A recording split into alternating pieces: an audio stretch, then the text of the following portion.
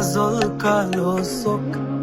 আমার দিন কাটতো রঙিন হয়ে, থাকতো না আর দুঃখ।